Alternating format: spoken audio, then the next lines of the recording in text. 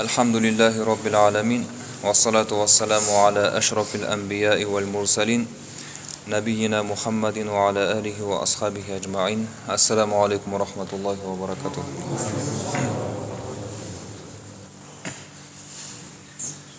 Ma jaa fi khatamin nubuwah. Пайғамбар алейхиссаламның пайғамбарлық мөрі туралы бап. Ас-Саиб ибн Язид деген сахаба радиаллаху анху айтады: "Захабат би халати иля набии саллаллаху алейхи ва саллам." Мені нағашы апам пайғамбар алейхиссаламға алып барды дейді. Өзінің бір бала кезінде болған оқиғаны айтып жатыр. Фақалат я Расулаллах, инна ибна ухти важиун. Сөйтіп ол: "Ей Алланың елшісі, менің мына сіңілімнің баласы ауырып қалды" деп айтты дейді. Яғни пайғамбар алейхиссаламға емдетуге алып барып тұр ғой. Фамасаха саллаллаху алейхи ва саллам раси ва да'a ли бил барака. Сосын пайғамбар алейхиссалам менің басымнан сипап маған берекет тіледі дейді. Яғни дұға қылды. Ва тавадда'a фашарибту мин ваду'ихи. Сосын ол пайғамбар алейхиссалам дәрет алды. Мен оның дәрет алған ыдысында қалған суды іштім дейді. Яғни құманмен дәрет алған болса, сол құманда қалған су бар ғой, соны іштім дейді. Бұл жерде сахабалардың пайғамбар алейхиссаламға барып берекет тілейтіндері, оның жаңағы мубарак қолдарынан емделетіндігі туралы өте риуаяттар көп. Тіпті Айша анамыздың өзі айтады ғой, пайғамбар алейхиссалам ауыра қалса, мен оған дем салатынмын дейді. Сахих хадисте келеді. Бірақ дем салған кезде мен өзімнің қолыма емес, пайғамбар алейхиссаламның өзінің қолына үрлейтінмін дейді. Өйткені оның қолы берекелі ғой деп. Өзінің қолымен сипайтынмын денесін дейді.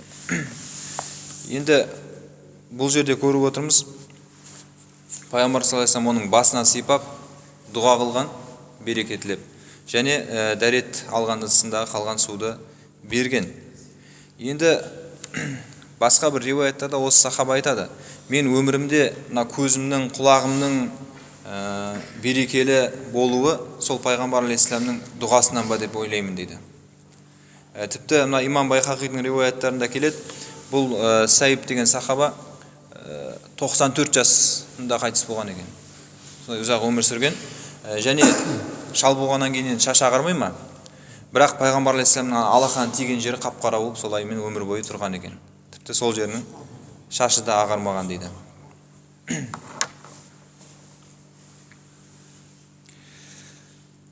Ва қумту халфа захри. Сосын мен оның әлгі мөрін көргісі келіп, енді көп естиді ғой, пайғамбар алейхиссаламның арқасында пайғамбарлық мөрі бар екен дегенді. Соны көргім келіп, артына барып тұрдым дейді, арқа жағына. Оны пайғамбар да байқады ма, киімін шешті дейді. Фаназарту илал хатами байна катифайхи. Мен оның екі жауырының ортасындағы мөрге көзім түсті дейді, қарадым дейді. Енді бұл пайғамбар алейхиссаламның арқасында екі жауырының ортасында, бірақ сәл сол жаққа қарай орналасқан дейді. Фа иза хуа мислу зиррил хаджала. Енді оны сипаттап айтады. Біздің құрып жүрген палатка сияқты бір нәрсе болады. Соның бір-біріне қадайтын бір үлкен-үлкен түймелер болады екен. Сол түймеге ұқсайды деп теңеп жатыр.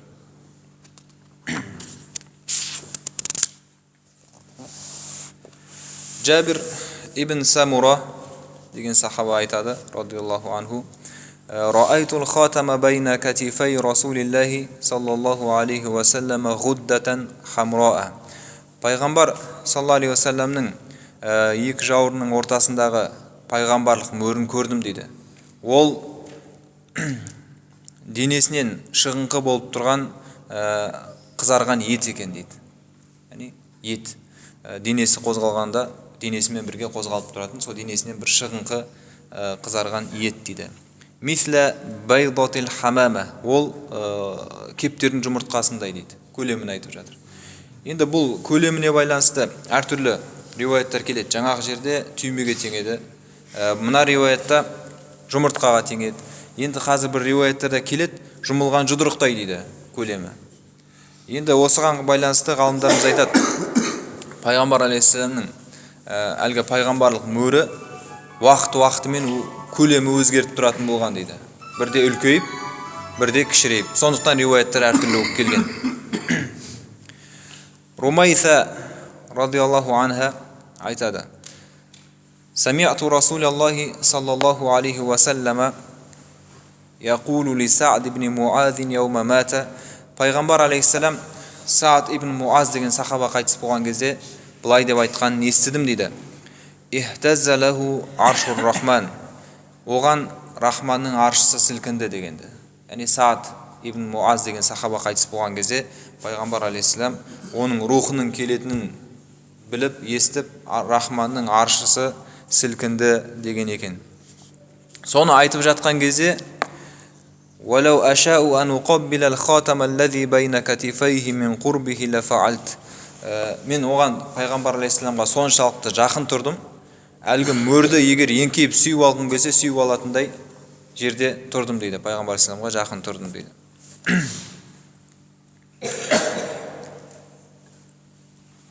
Илба ибн Ахмар әл-Яшкури радиаллаху анху: маған Абу Зайд Амр ибн Ахтаб деген сахаба айтты дейді, ансарлық сахаба. Қала ли Расулуллахи саллаллаху алейхи ва саллям, оған пайғамбар алейхиссалам айтқан: Я Абу Зайд удну минни фамсах захри. Ей Абу Зайд, маған жақында да арқамды сипа деп айтты дейді. Бұған байланысты ғалымдарымыз айтады, бұл жерде не оның да көргісі келіп тұрған пайғамбар алейхиссалам байқап көрсеткісі келді ма, ұстап көр деді ма, немесе арқасында бір нәрсені алып таста деп қажетін айтты ма, жалпы оған ұстатқан мөрін, әлгі пайғамбарлық мөрін. Фамасахту захра. Сосын мен оның арқасын сипадым дейді саллаллаху алейхи ва саллям. Фавақаат асабии алал хатам. Сонда менің саусағым әлгі жағы мөрге тиді дейді. Яғни саусағымен мөрді ұстаған ғой. Қулту ва мал хатам. Оны естіп отырған, осы әңгімені естіп отырғанда жаңағы сахабадан сұрады дейді, қандай екен оның мөрі деп. Қала ша'аратун мужтамиат. Бір жерге жиналып қалған түк дейді, яғни жүн. Бұл қолмен ұстап көргесін жобалап айтып жатыр ғой. Яғни көзімен көрмеген болар мүмкін, бірақ бағанағы риуаяттарда көрген сахабалардың сөзімен айтатын болсақ, ол бір шығыңқы ет, оның бетінде түктер болғандықтан ол ойлаған ғой, сондай бір жиналып түйіліп қалған жүн екен деп. Бірақ бетінде ешқандай жазу болмаған дейді барлық ғалымдар. Бурайда радиаллаху анху мына бір оқиғаны баяндайды. Жаа Салманул Фариси иля Расулиллахи саллаллаху алейхи ва саллама хина қадимал Мадина. Салман Фарси деген сахаба пайғамбар алейхиссалам Мадинаға көшіп келген кезде, Меккеден Мадинаға, пайғамбарымызға келді дейді. Бимаидатин алейха рутабун. Қолында бір табақ бар, оның іші толған құрма дейді. Бұны алып келгендегі мақсаты, мынау Салман Фарсы деген жалпы парсылық сахаба ғой. Сол жақтан ол бұрын мына христиан дін өкілдері, оның ішінде ғалымдарымен көп сұхбаттас болған, кейбіреулеріне тіпті шәкірт болған, бірнеше ұстаздары болған сол христиан дін өкілдерінен. Егер ол қайтыс болатын болса, айтатын болған қайтыс болып жатқан кезде, енді сенен кейін кімге барып шәкірт болайын, мені кімге өсиет етесің деп. Сонда ол айтатын болған, пәлен бір жерде осындай ғалым бар, одан басқа ешкім қалмады-ау деп. Сонда ол соны іздеп барады, ол да қайтыс болады, тағы біреуге кетеді. Сөйтіп соңғы ұстазы, былайша айтқанда, ол айтады, енді мені кімге өсиет етесің деген кезде әлгі Салманға айтады, соңғы пайғамбардың шығатын заманы жақындап қалды. Ол анау араб жазирасынан шығады, Хижаз жақтан. Сен мүмкін болса сол жаққа бар дейді. Сөйтіп оның мына көне кітаптарда, Таурат, Інжілдерде айтылған кейбір белгілерін айтып береді. Ол осындай болады, осындай болады деп. Сол белгілерінің ішінде оған садақа берсең алмайды, сыйлық берсең алады, және арқасында пайғамбарлық мөрі болады деп осы сипаттарын айтып береді. Сөйтіп ол араб жазирасына барайын деп ендеше сауда жасап жүрген арабтарды тауып алып солармен бірге Хижазға кетеді. Бірақ олар жолда оған қиянат жасап, оны бір яһудиге құл қылып сатып жібереді. Сөйтіп ол Мадинаға келіп түседі. Ол жаңағы яһудидің құлы болып жүреді. Сөйтіп жүргенінде пайғамбар Мадинаға келіпті деген хабарды ести сала, қолына бір табақ құрмасын алып барады ғой. Жаңағы белгілері бар ма, жоқ па байқайын деп. فَوَضَعَهَا بَيْنَ يَدَيْ رَسُولِ اللَّهِ صَلَّى اللَّهُ عَلَيْهِ وَسَلَّمَ. Сосын жаңа қолында алып келген табақты пайғамбар алейхиссалам алдына келіп қойды дейді. فَقَالَ يَا سَلْمَانُ مَا هَذَا. Сонда пайғамбар алейхиссалам, ей Салман, мынау не деп сұрады дейді. Құрма екенін көріп тұр ғой, бірақ бұны неге алып келдің деп сұрады дейді. فَقَالَ صَدَقَةٌ عَلَيْكَ وَعَلَى أَصْحَابِكَ. Салман, бұл саған және сахабаларыңа садақа деп айттым дейді. فَقَالَ إِرْفَعْهَا فَإِنَّ لَا نَأْكُلُ الصَّدَقَةَ. Сонда пайғамбар алейхиссалам айтты дейді, онда бұны ала бер, біздер пайғамбарлар садақа жемейміз деп айтты дейді. Бірінші белгісін көрді. Бірақ сол жерде сахабаларына қалдырып кеткен дейді риуаяттарда. فَجَاءَ الْغَدَ بِمِثْلِهِ. Ертесіне тағы да дәл сондай бір табақ құрма алып келді дейді Салман. فَوَضَعَهُ بَيْنَ يَدَيْ رَسُولِ اللَّهِ صَلَّى اللَّهُ عَلَيْهِ وَسَلَّمَ. Сөйтіп пайғамбар алейхиссалам алдына келіп қойды. Пайғамбарымыз саллаллаху тағы да «Ма хаза я Салман», бұл не ей Салман деп сұрады дейді. Сонда ол «Хадиятун лак», бұл саған сыйлық деп айтты дейді. فَقَالَ رَسُولُ اللَّهِ صَلَّى اللَّهُ عَلَيْهِ وَسَلَّمَ أُبْسُطُوا. Пайғамбар алейхиссалам сахабаларына қолдарын созыңдар, яғни алып жеңдер деп, өзі де алып жеді дейді. Екінші белгісінде Салман көрді. Сөйтіп енді сол үшінші белгісін қарайын деп арқасына барып тұрдым дейді. ثُمَّ نَظَرَ إِلَى الْخَاتَمِ عَلَى ظَهْرِ رَسُولِ اللَّهِ صَلَّى اللَّهُ عَلَيْهِ وَسَلَّمَ. Сөйтіп пайғамбар алейхиссалам оған киімін шешіп көрсеткеннен кейін пайғамбарлық мөрін көріп فَآمَنَ بِهِ, оған иман келтірді дейді. Осы жерден бастап Салман Фарси мұсылман болады, ислам дінін қабылдайды. Бірақ енді бұл Салман Фарси біздің мынау қазақтың арыстан бабы емес. Біз арыстан баб деп осы Салман Фарсыны айтамыз ғой. Оны мынау Махмуд Тарази деген тараздық ғұлама бар. Осы Шамаил Мұхаммадия кітабына Шағатай тілінде түсіндірме жазған. Сол бірнеше көптеген дәлелдерді келтіреді. Ол сахаба мен жаңағы Яссауидің арасында 5 ғасыр болған.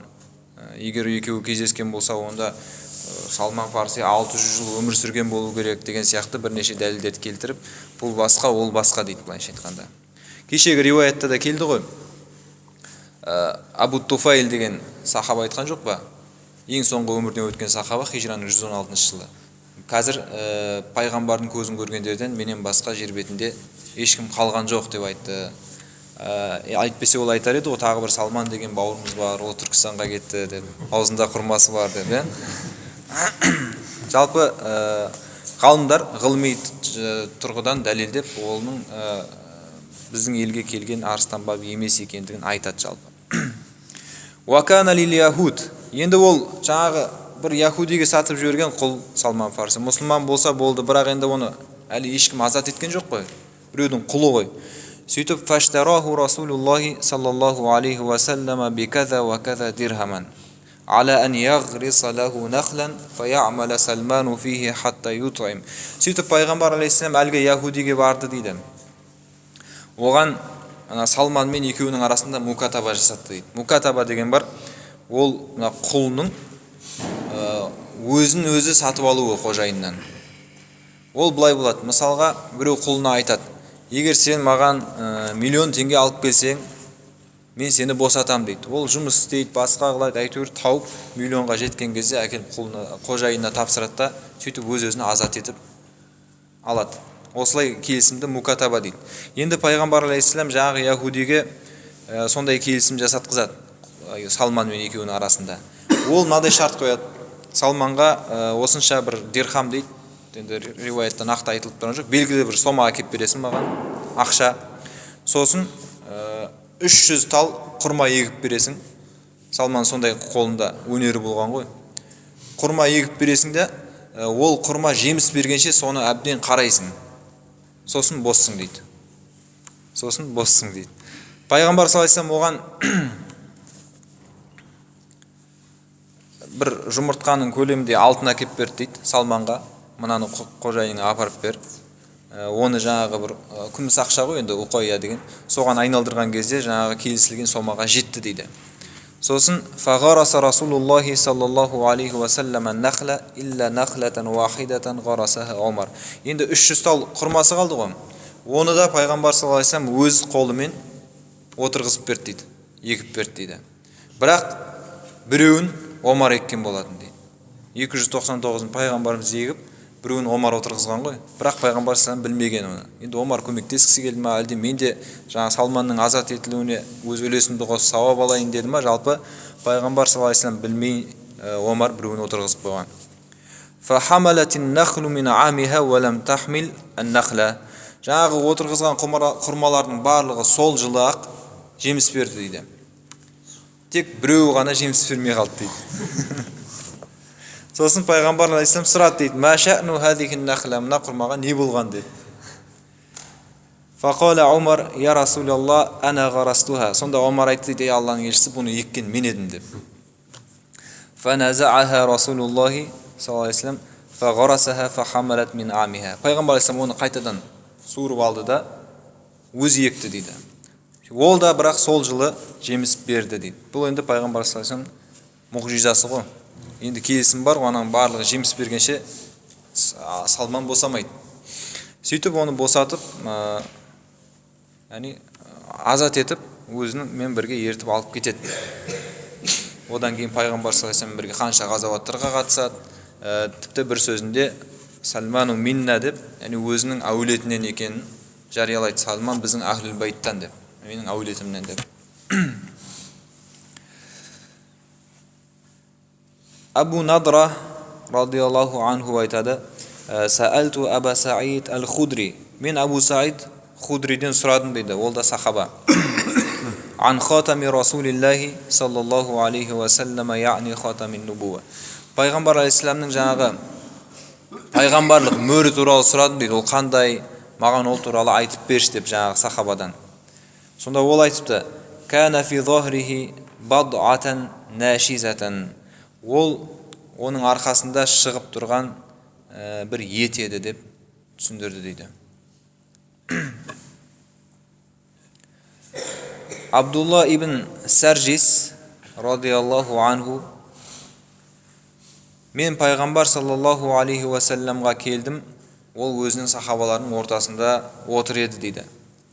"Фадурту хаказа мин хальфихи фа'арафа аллази урид." Мен айналып, барлығын айналып, пайғамбар алейхиссалам артына барып тұрдым дейді. Ол да менің неге келіп тұрғанымды байқады дейді. Енді бір-бірінен естиді ғой, мен көрдім, анау мен ұстап көрдім дейді. Бәрі де көргісі келеді ғой, мүмкіндік табыла қалса.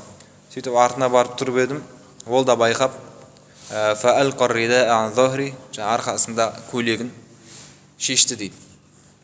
Фараайту мауди ал-хатам аля катифайхи. Мен оның екі жауырының ортасындағы мөрді көрдім дейді. Мислал джумуа. Ол жұмылған жұдырықтай дейді. Хаулаха хиланун. Жаңағы мөрдің айналасында меңдер бар дейді. Мең, родинка дейма. Кааннаха саалилу. Ол не сияқты, моншақ сияқты дейді. Қара емес екен де, мен әдетте қара болады ғой. Ол қара емес, сарғыштау, нұрлы дейді да, меңдері.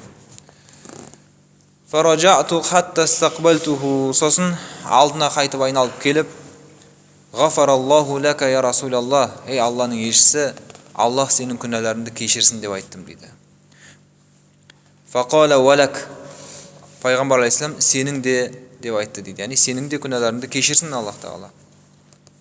Фақала ал-қауму астағфара лака Расулуллах. Сонда жаңағы осы риуаятты естіп отырғандар, тыңдап отырғандар жаңағы сахабадан сұрады дейді. Сөзім бөліп. Сонда Аллахтың елшісі саған осылай дұға қылды ма? Яғни Аллах Тағала күнәларыңды кешірсін деп айтты ма деп. Сонда ол наам валакум. Иә, маған да және сендерге де кешірім тіледі пайғамбар алейхиссалам дейді. Олар көрген жоқ қой пайғамбарымызды. Сөйтті де мына аятты оқыды дейді. Вастағфир ли замбика валил муъминина вал муъминат. Мұхаммед сүресінің 19 аяты. Аллах Тағала пайғамбарымыз саллаллаху алейхи ва саллям айтады: сен өзің үшін және мұсылман ер әйелдер үшін күнәларыңның кешірілуін тіле деген аят. Бұл жерден біз білуіміз керек бір нәрсені, бұл пайғамбарға қатысты күнәнің кешірілуі немесе күнә деген сөз ол ауыспалы мағынада ғана. Егер пайғамбар алейхиссаламға байланысты күнә туралы айтылып келсе Құранда, ол оның дәрежесін көтеруі Аллах Тағаланың. Мысалға, жаңағы сахабат айтып отыр, Аллах сенің күнәларыңды кешірсін деп. Ол жерде дәрежеңді көтерсін деген мағынада. Өйткені біздің әхлі сүнна сенімінде пайғамбарларда күнә болмайды. Ешқандай пайғамбарларда күнә болмайды. Енді бұл мөрге байланысты келген риуаяттарға ғалымдарымыз айтады, бұл мөр туылған кезде өзімен бірге болды ма, әлде кейін пайда болды ма деген мәселеге ең дұрысырақ көзқарас дейді Ибн Хаджар рахималлахның көзқарасы. Пайғамбарымыз саллаллаху алейхи ва саллям кеудесін жарған оқиға бар ғой. Бір рет бала кезінде періштелер келіп кеудесін жарып, жүрегін зәмзәммен жуып қайтадан тікпей ма? Ол туралы не бар алдағы тарауларда. Екіншісі миғражға көтерілетін кезінде. Міне осы бірінші кеудесін жарған кезде Жебірейіл періште арқасынан жұдырықпен осылай мөр қылып басып кеткен дейді. Мынау сенің пайғамбарлығыңның белгісі деген сияқты. Фи ша'ри Расулиллахи саллаллаху алейхи ва саллям. Келесі бап пайғамбар алейхиссаламның шашы туралы келген риуаяттар. Анас ибн Малик радиаллаху анху айтады: "Кана ша'ру Расулиллахи саллаллаху алейхи ва саллама иля нисфи удунайхи." Аллахтың елшісі саллаллаху алейхи ва салламның шашы құлағының ортасына дейін түсіп тұратын дейді. Ал Айша анамыз айтады радиаллаху анха: "Кунту агтасилу ана ва Расулуллахи мин инаин вахид." Мен және Аллахтың елшісі саллаллаху алейхи ва саллям бір ыдыстан жуынатынбыз дейді. Мүміндердің анасы пайғамбар алейхиссаламның жұбайы Айша анамыз айтады. Бір ыдыстан деген енді ыдысқа су құйып қойып, содан екеуміз де су алып жуынатынбыз дегені ғой. Бірақ ғалымдарымыз айтады, басқа бір жерде риуаяттарында, Тирмизидегі басқа жинақтарында риуаяттар келеді. Мен пайғамбар алейхиссаламның әуретіне қараған емеспін, ол да менің әуретіме қараған емес дейді, бірге жуынса да. Түсінікті ғой, وَكَانَ لَهُ شَعْرٌ فَوْقَ الْجُمَّةِ وَدُونَ الْوَفْرَةِ. Оның пайғамбар алейхиссаламның құлақтан төмен, иықтан жоғары шашы бар еді дейді. Осы екеуінің ортасына түсіп тұратын. Умму Хани бинт Аби Талиб радиаллаху анха айтады: "Қадима Расулуллахи саллаллаху алейхи ва саллама Макката қадматан, уалаху арбау ғадаир." Пайғамбар алейхиссалам Меккеге бір келгенінде, оның басында 4 бұрым бар еді дейді. Өріп қояды ғой шашты. Риуаяттарда келеді, 2 бұрымы мына жағының, құлағының екі жағында, екеуі мына құлағының екі жағында дейді. Енді бұл сапарға шығуына байланысты, шайқастарға баруына байланысты, кейбір сондай ұзақ жол жүреді, енді күнде үйдегідей емес, жумайды ғой, жолға шыққаннан кейін. Сондай бір жағдайларға байланысты пайғамбар алейхиссалам шашын солай өріп қоятын болған шығар. Енді оның бір Алла біледі. Бірақ бұлай әдеті болмаған. Пайғамбар алейхиссалам шашын өру, бүйтіп жаңағы бұрып қою әдеті болмаған. Анда-санда ғана бір-екі рет қана байқалған шығар. Жалпы. Түсінікті ғой, Ибн Аббас радиаллаху анху айтады: "Анна Расулаллахи саллаллаху алейхи ва саллама кана ястилу ша'ра." Пайғамбар алейхиссалам шашын әуелде жайып қоятын дейді. Жайғанда бұлай қайырмайтын дейді. Тігінен жайып қояды. "Ва канал мушрикуна яфриқуна руусахум." Ал мушриктер болса шаштарын екі қайырып қоятын. Сол кездегі Меккедегі пұтқа табынатын жаңағы мушриктер екі қайырып қоятын. "Ва кана ахлул китаби ястилуна руусахум." Ал кітап иелері, яхуди христиандар, олардың кітап иелері деп не үшін аталады? Оларға Таурат, Инжил сияқты Аллах Тағала тарапынан кезінде Құран кітаптар түскен.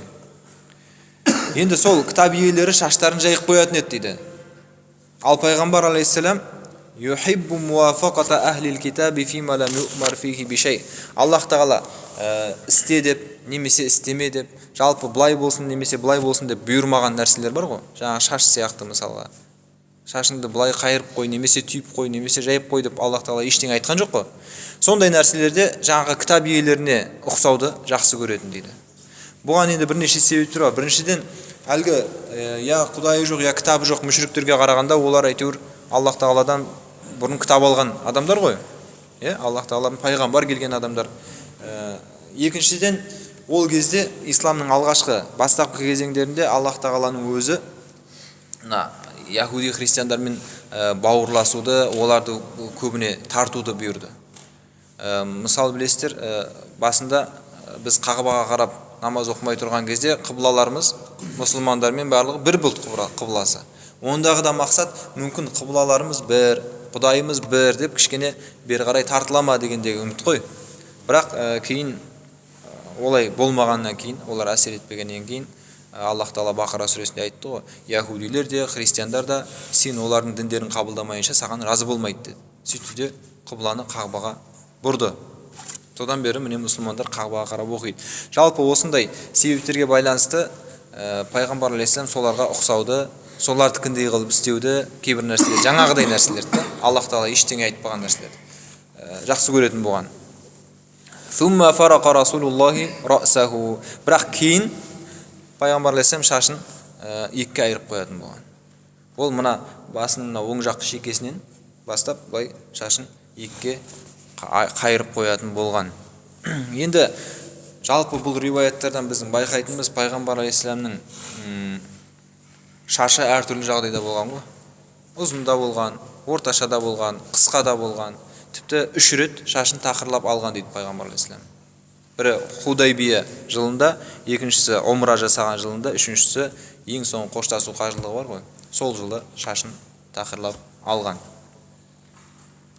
Енді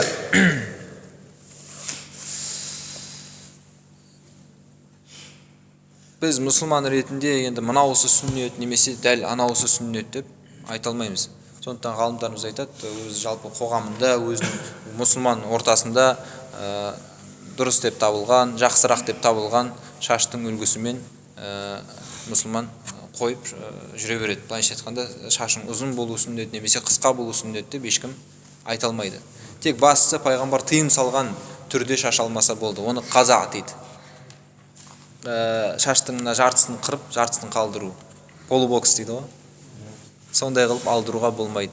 Өйткені Абу Джухайфа деген сахабаның солай шашын алып тастағанын пайғамбар алейхиссалам көріп, мынаның не бәрін алып таста, не бәрін қалдыр. Бұлай істеме деген екен. Міне осылай қылмаса, былайша шашты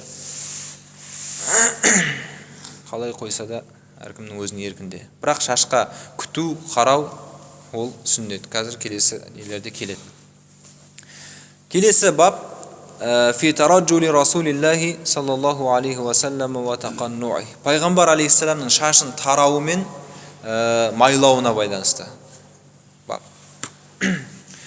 Айша анамыз айтады, радиаллаху анха, Кунту ураджилу раса Расулиллахи саллаллаху алейхи ва саллам ва ана хайд. Мен етеккірім келіп тұрған күндері, хайыз кезімде, пайғамбар алейхиссаламның шашын тарап беретінмін дейді. Құранда وَلَا تَقْرَبُوهُنَّ حَتَّى يَطْهُرْنَ, олар тазармайынша оларға жақындамаңдар деген үкімнің ол тек жыныстық қатынасқа ғана қатысты екенін көрсету үшін Айша анамыз осыны айтып жатыр. Әйтпесе яһудилер бұл бұйрықты тура түсініп, етеккір келген уақыттарында әйелдеріне мүлдем жоламайтын болған сол уақытта. Мүлдем оны тамақта ішпейді, онымен сөйлеспейді де, араласпайды, өздері бір бөлмеде отырып тазарғаннан кейін бірақ шығатын болған ғой. Яғни оның біздің дінімізде жоқ екенін, барлық нәрсе бола береді, тек жаңағы қатынасқа ғана тыйым салынғандығын білдіру үшін де бір жағынан осыны айтып жатыр. Анас ибн Малик радиаллаху анху айтады, Кәна Расулуллахи саллаллаху алейхи ва саллама юксиру дәхна раси.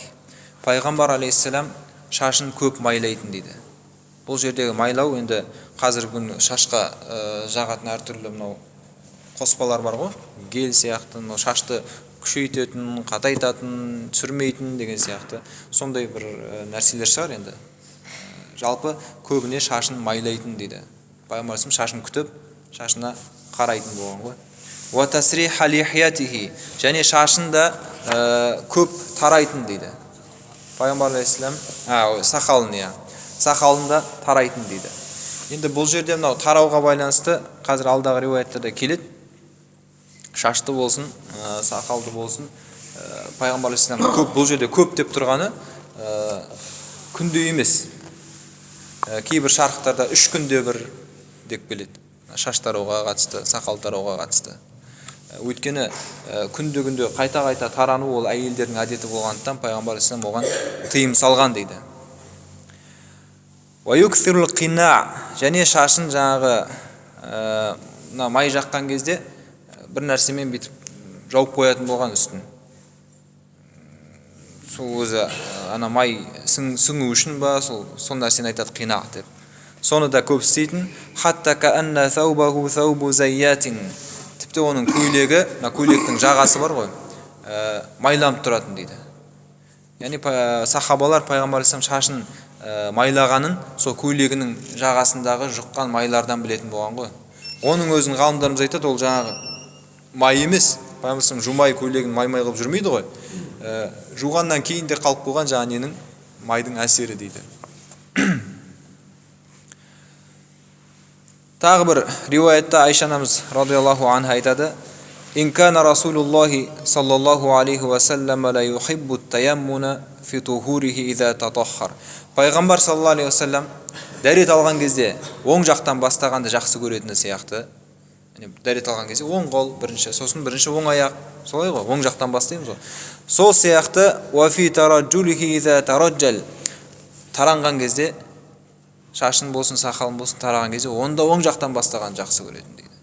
Ва фи интиалихи иза таал, аяқ киімін киген кезде де бірінші оң аяғын кигенді жақсы көретін дейді. Бұл жалпы Пайғамбар алейхиссалам жақсы мақтаулы іс-әрекеттердің барлығында оң жақтан бастайтын болған. Мешітке кіру, үйге кіру, жаңа дәрет алу, киіну сияқты.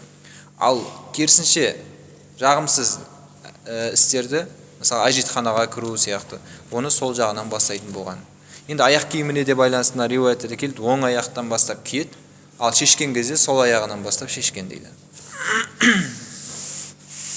Абдулла ибн Муғаффал радиаллаху анху айтады: "Наха Расулуллахи саллаллаху алейхи ва саллама ани тараджули илля гибба." Аллах елшісі саллаллаху алейхи ва саллям анда-санда болмаса күнде қайта таранудан қайтарды дейді. Яғни оған тыйым салды дейді. Және мына жерде осы баптағы соңғы риуаят сахабалардың бірінен жетеді дейді. Бұл жерде нақты кім екені белгісіз, сахабалардың біреуі дейді. Сахабаларға байланысты келген риуаяттарда бізге маңызды емес кім екені, оның сахабалардың барлығы сенімді. Барлығынан хадис алынады. Анна набия саллаллаху алейхи ва саллам кана ятараджалу гибба. Пайғамбар саллаллаху алейхи ва саллам өзі де жаңағыдай тыйымда айтылғандай анда-санда ғана таранатын дейді. Мына жерде шарықта қосымша тағы да айтып кетеді. Пайғамбар сонымен қатар мына қолтық асты, әурет жердегі түктерді жұлатын болған, қыратын болған, және Пайғамбар алейхиссаламның баняға түскен ба деген бір мәселені де қозғап кетеді. Ол туралы риуаяттар бар екен, бірақ ол өтірік, жалған риуаяттар. Өйткені Пайғамбар алейхиссалам кезінде ол ортада баня деген болмаған дейді. Бірақ сахабалардың түскендігі туралы Ибн Қудама кітаптарында келтіреді екен, және ол мынадай бір нәрсені айтады екен: оған түскен кезде тозақтың отын бір еске алып қою керек дейді.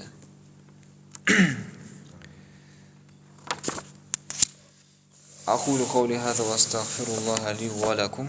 Allahumma salli wa sallim ala nabiyyina Muhammadin wa ala alihi wa ashabihi ajma'in.